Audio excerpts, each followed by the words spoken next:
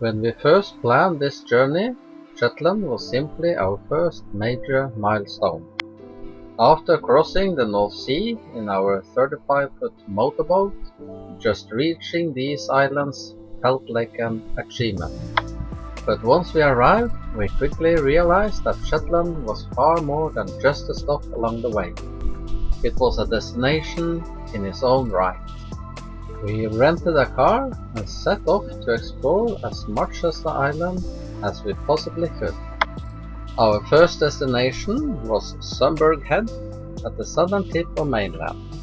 The morning greeted us with thick fog, but the forecast promised sunshine later in the day.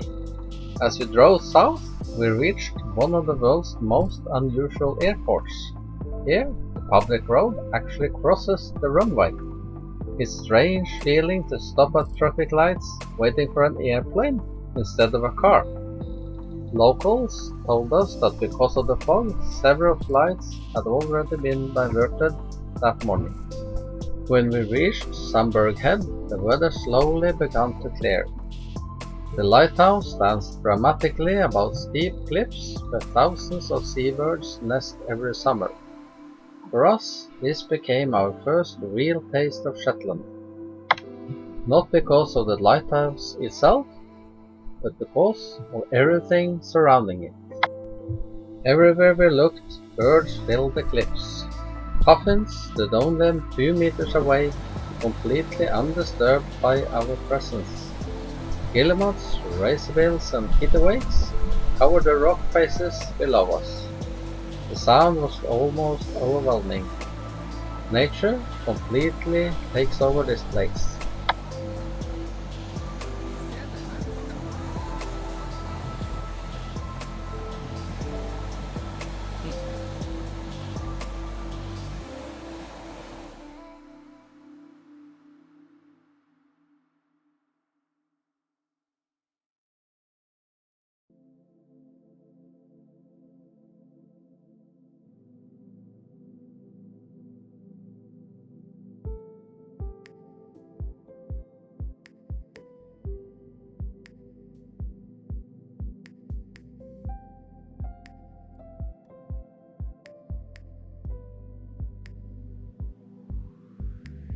Inside the Lighthouse Museum, we found a simulation of how the old foghorn worked.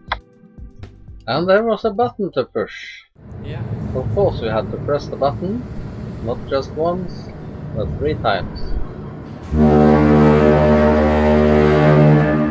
The sound of the foghorn was very loud. Ok.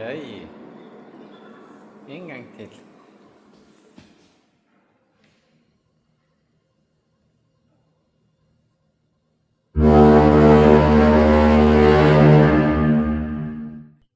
One thing I always enjoy is seeing old engineering. The massive engines that once powered the lighthouse are beautifully preserved. Standing next to them, it's hard not to imagine what life must have been like for the lighthouse keepers who worked here in complete isolation.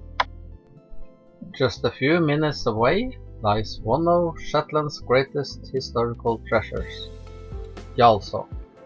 This remarkable archaeological site contains over 4,000 years of continuous human history. The early settlements,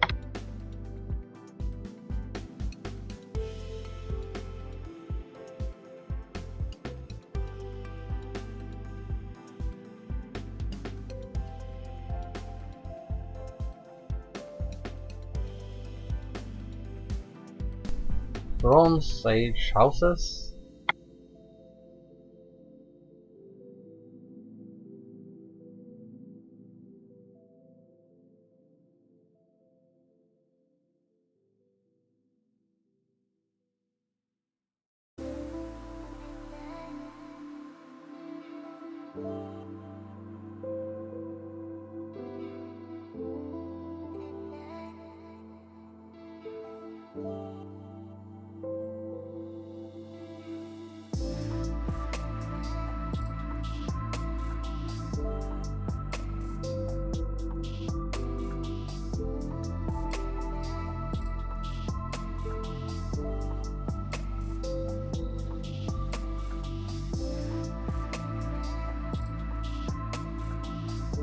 Pictish settlements.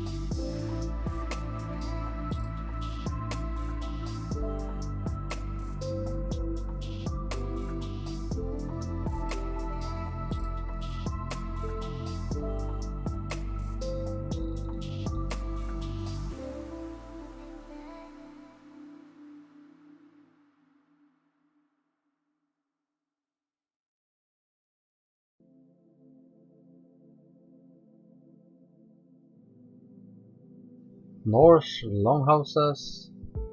Walking through Jarlshof feels less like visiting a museum and more like traveling through time. As Norwegians, seeing the remains of Viking longhouses here felt specially meaningful. Our ancestors once sailed these same waters. Leaving the history behind, we continued through the peaceful countryside. Rolling green hills stretched in every direction. Small farms, wide roads, hardly any traffic. Eventually, we reached Spiggy Beach. A small river flowed gently into the sea, creating one of the most beautiful little beaches we have ever seen.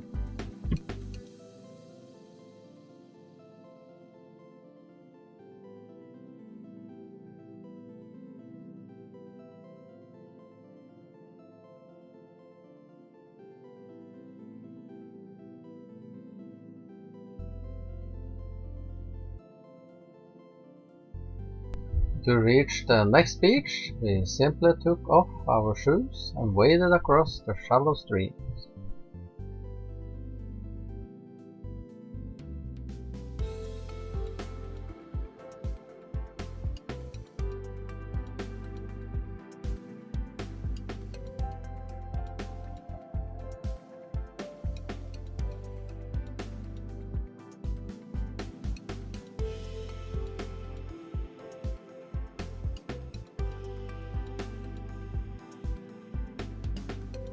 Sometimes the simplest moments become the ones you remember the most.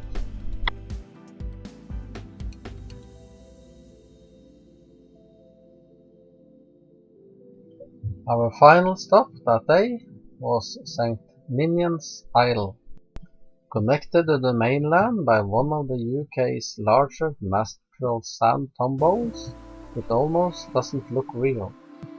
With the Atlantic Ocean on both sides, it feels like walking on a bridge made entirely of sand.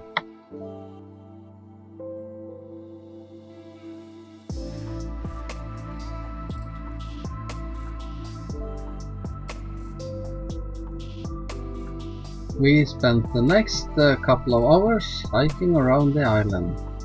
Every turn revealed another breathtaking view.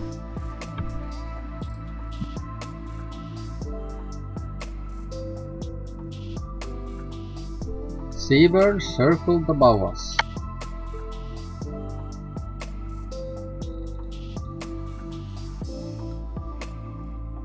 Rabbits darted through the grass.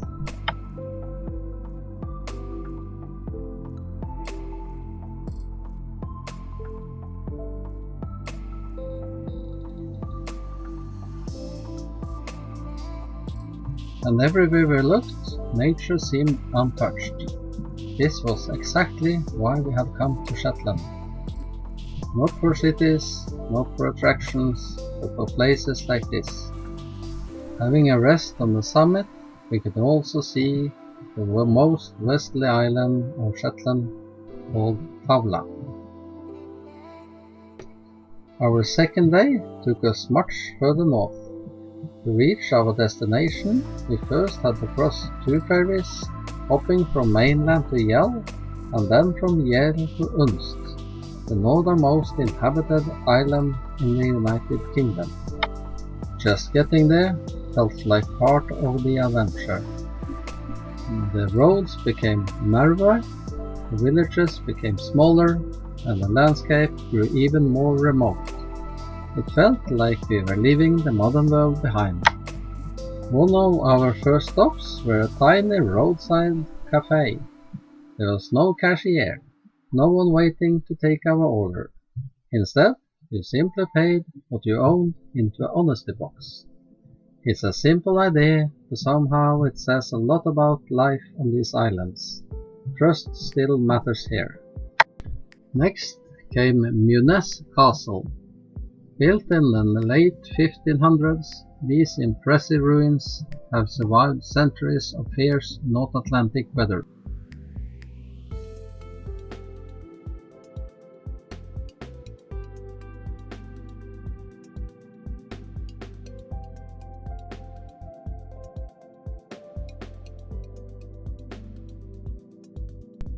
Unlike many castles, visitors are free to wander almost everywhere.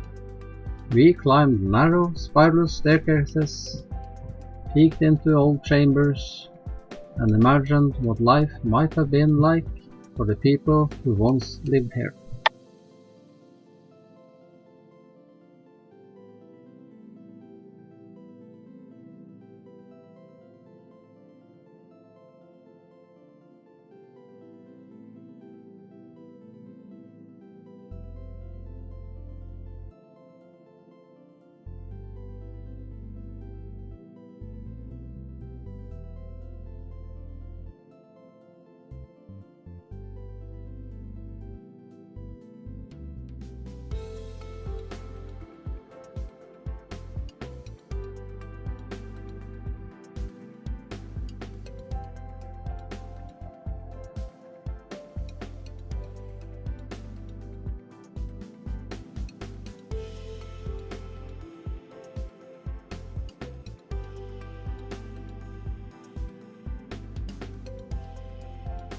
Standing inside these thick stone walls, it's easy to understand why castles like this were built to withstand both enemies and the unforgiving climate.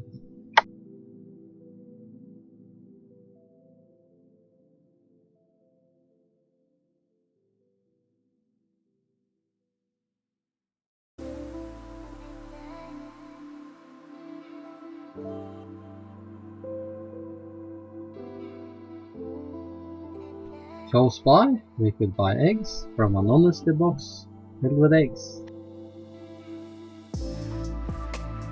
Not far away, we discovered something that immediately caught our attention. Thorshavn, a small museum dedicated to Shetland's rich maritime history. For Norwegians, one part stood out above anything else: their Shetland bus. During the Second World War, brave crews crossed these dangerous waters countless times, carrying agents, weapons and supplies between occupied Norway and Shetland. Many never returned. Seeing the names of the boats, the routes they sailed, and reading their stories made this history feel incredibly personal. Standing there, preparing to make our own crossing just a few days later, gave us an even greater respect for those who sail these waters under far more dangerous circumstances. Just around the corner in Jarlshof stood a full-size Viking ship and reconstructed longhouse. The connection between Norway and Shetland stretches back more than 1,000 years. Walking through the longhouse, touching the timber, and looking out across the same sea that Viking ships once crossed, it wasn't difficult to imagine how these islands become part of Norse history. But the best was still waiting for us. Far to the northwest lies Hermaness Nature Reserve. This is as close as you can get to the very edge of Britain without boarding a boat. Bright green hills, deep blue ocean, and towering cliffs stretching endlessly into the sea. To protect the fragile landscape, much of the trail follows wooden boardwalks. It felt unusual at first, but it allowed us to walk through this incredible nature without leaving a mark behind.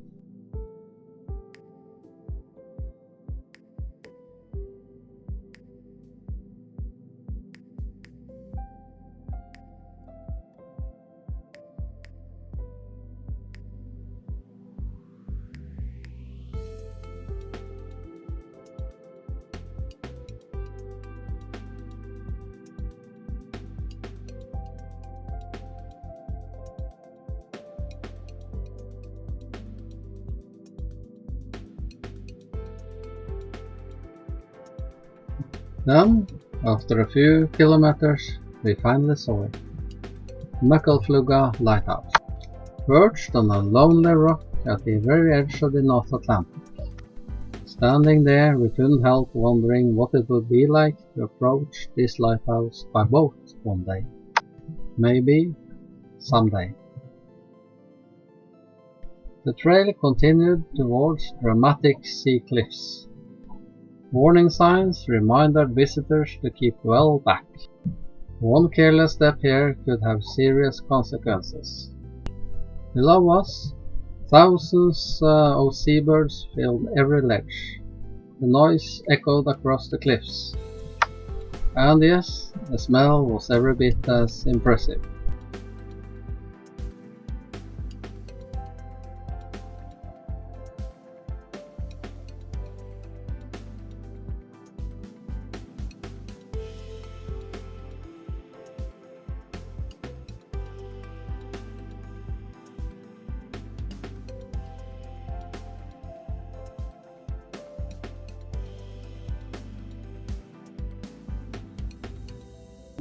Then we reached the place we had been hoping for, a grassy cliff edge covered with puffins. Some stood only a few meters away, completely relaxed, completely wild. Watching these colorful little birds going about the lives with the Atlantic rushing hundreds of meters below felt almost unreal. It wasn't just beautiful. It was one of those rare moments where you simply stop talking and enjoy being here. No camera can fully capture what it felt like. You simply have to experience it for yourself. The hike covered almost 8 kilometers.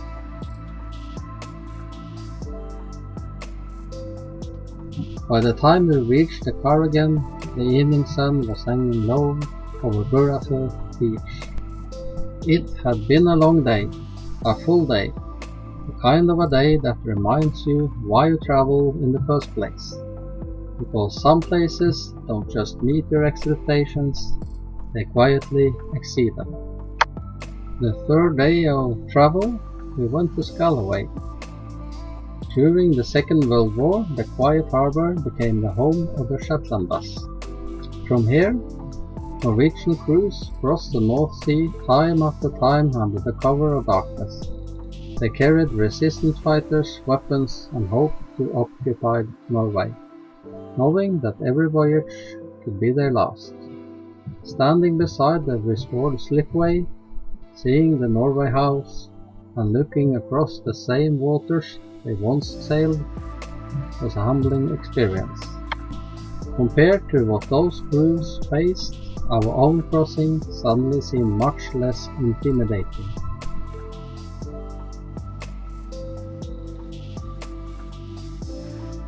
Before leaving Shetland, there were still a few places we wanted to experience.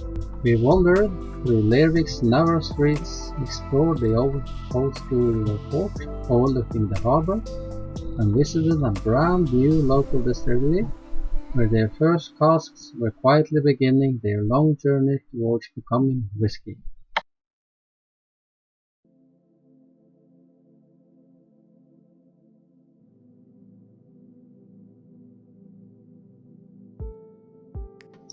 "3 years before it could legally be called whiskey, perhaps 8 years before reaching its full potential. It felt strangely fitting. Some journeys simply can't be rushed."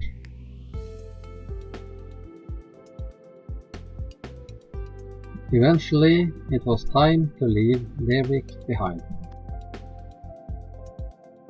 We would now try to reach the Faroe Islands. That's about 210 nautical miles from Lerwick.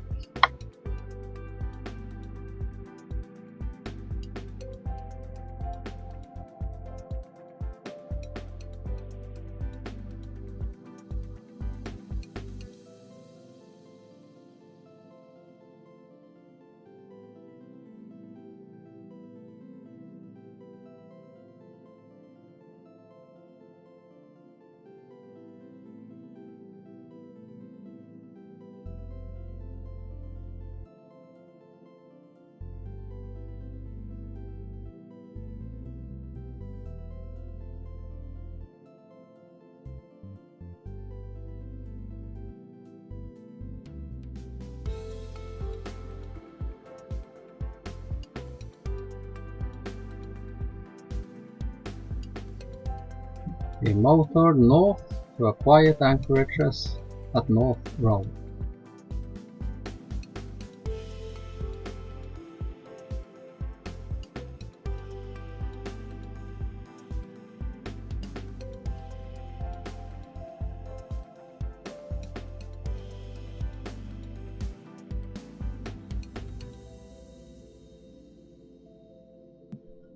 We passed through the famous Yell Sound. The currents here can be very strong, but I think we were lucky today.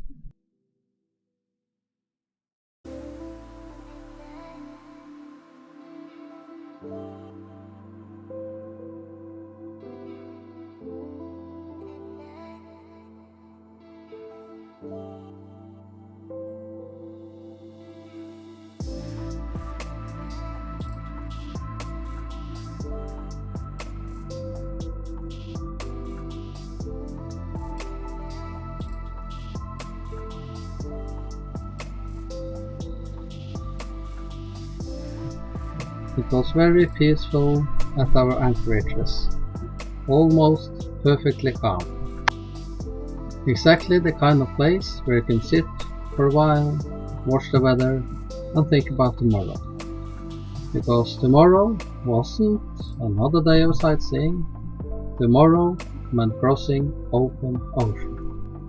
The forecast looked encouraging, around 1.3 meters of swell, but long wave period. Nothing unusual for the North Atlantic. Still, weather forecasts are only predications. If the conditions turned out to be worse than expected, our plan was simple: turn around. We had checked every system, we had topped up the fuel, prepared the extra fuel tank, secured everything on deck. Once we left Shetland, there would be nowhere to stop. No sheltered harbour, no check-in towns, just 190 nautical miles of open sea. The weather this day was beautiful. The waves were quite small. I think we were lucky.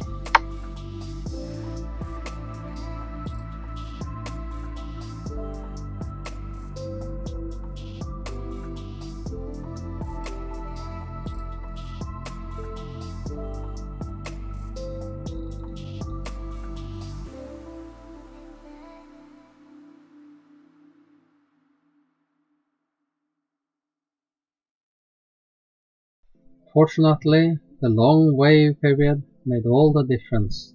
Instead of short, steep seas, The boat climbed every swell smoothly before gently sliding down the other side.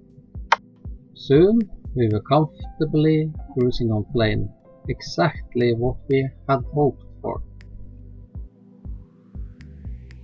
After about 3 to 4 hours, the diesel level was a bit above 60%. I then started to pump from the extra tank to the main tank. Last time, when we was driving towards Shetland, we didn't refuel before 15% left in the tank. And then the port engine stopped, maybe due to drawing some air in the fuel pipe. But this time, everything gicked smoothly. Several hours later, we reached the deepest part of the Shetland-Faroe Channel, nearly 1200 meters beneath us. Out here, there is nothing to break the swell, nothing except endless ocean. It is difficult to describe the feeling. You are completely alone, yet completely connected to the sea around you.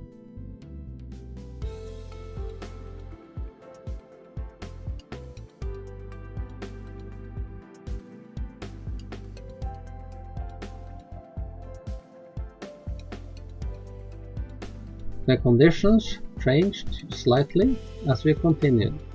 Local waves appeared from different directions, but nothing the boat couldn't handle. Then, far ahead, something appeared through the haze. Dark shapes, steep cliffs, mountains rising straight out of the Atlantic. It was the Faroe Islands.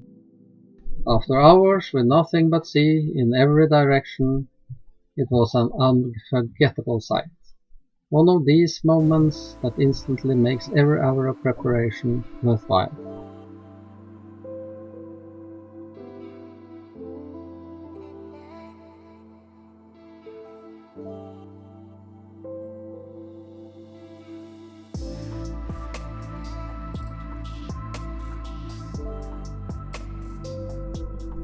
Eight and a half hours after leaving Shetland, we entered Thorshavn.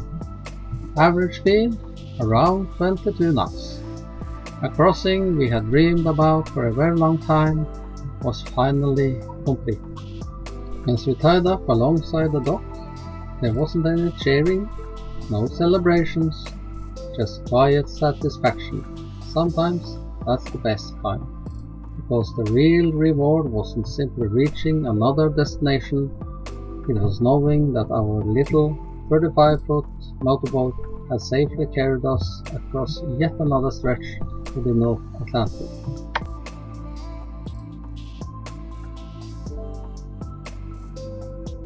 Next time on Modern Wake, towering cliffs, hidden fjords, tiny villages, and our first days exploring one of the most spectacular island groups in the North Atlantic.